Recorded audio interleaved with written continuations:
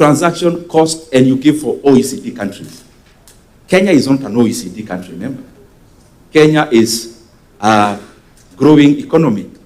So it's the right parameter for the wrong jurisdiction. Some are repeating themselves, but you also talked about shares came down after government invested in Ethiopia. Precisely. The shares of Safaricom were trading at 45 shillings around 2021. And the valuation of Safaricom PLC then was 1.8 trillion shillings share. Now we are coming at a level where the same Safaricom has already invested in Ethiopia, colossal amounts of money, but we are valuing it at 2/3 of the then price. And then you are told, no, you have to keep quiet, you are basing it on the market price. That question is next, Honorable Kaluma, I'll highlight it. Honorable Chair, Honorable Kaluma talked about, he talked about a smoke gun or a gun smoke. And I am disappointed, to be honest, that a country losing 100 billion shillings is nothing important to any Kenyan. I am disappointed about that. The condition precedent alone, which I gave here, Kenya is losing 100 billion. Chair, point of order, please. Honorable Nyoro, yesterday we had civil society. In fact, they are even more concerned than you are. In fact, they were saying that we should not even be here.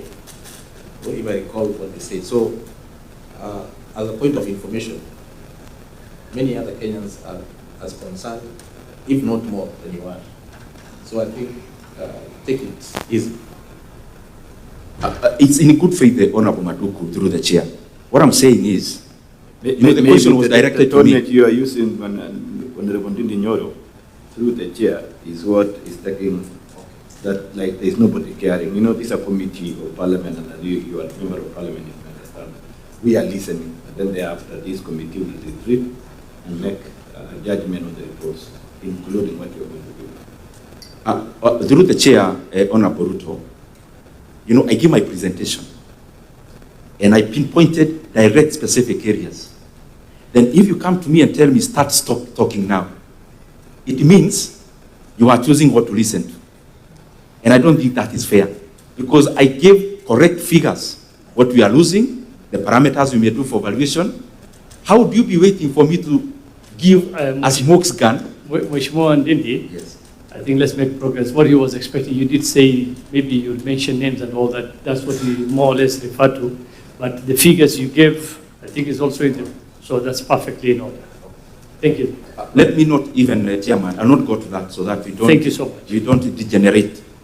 But with humility, what I presented, I feel is very important, because we are losing so much money. There is no doubt it's very important. That's why we're all here, and I'm sure you took your time to research, do all the works that need for you to appear before this committee, and even giving your time to come and give your views to this committee, I think is a huge sacrifice for a member of parliament. So no doubt that you put in a lot into this.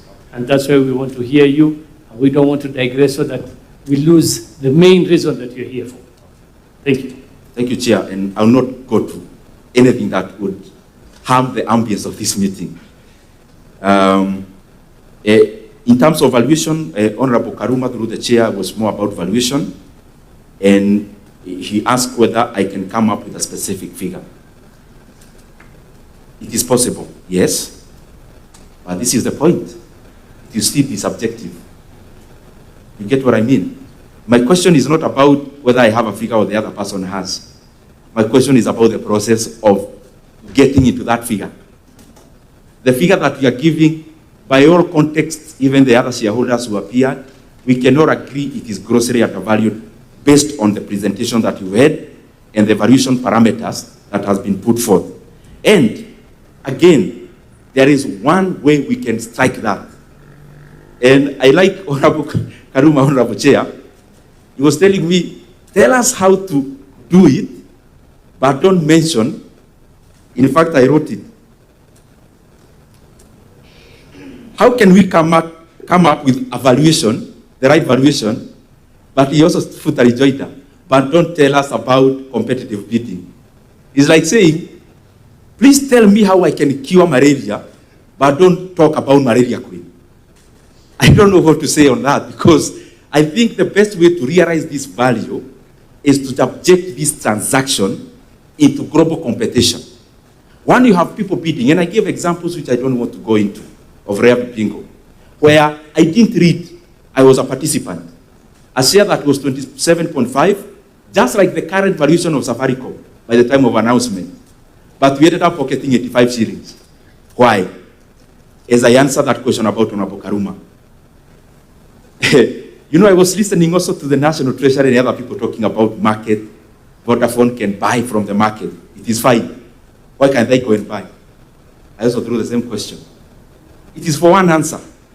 When you are dealing with a block sale, you input a huge premium based on availability.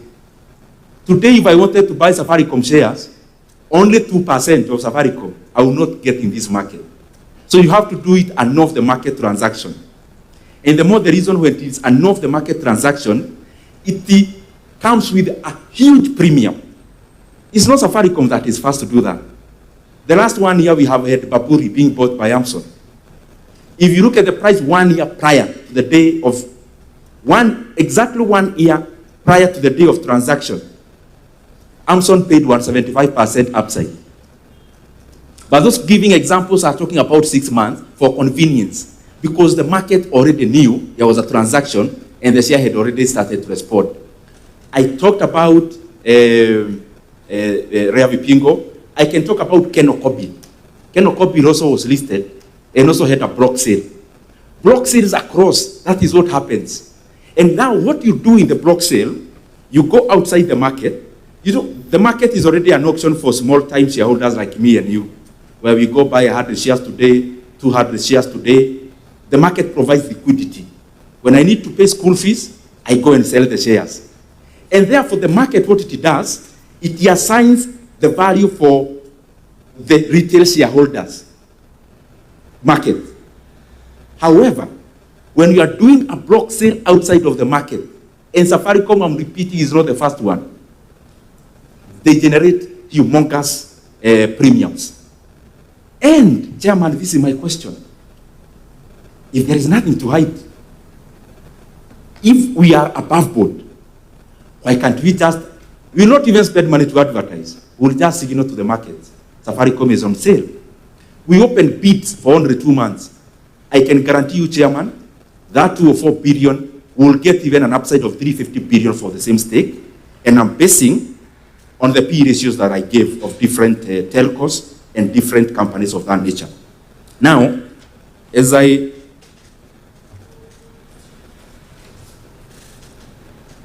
Honorable Kaluma talked about 30%, the company's role, and I agree with him.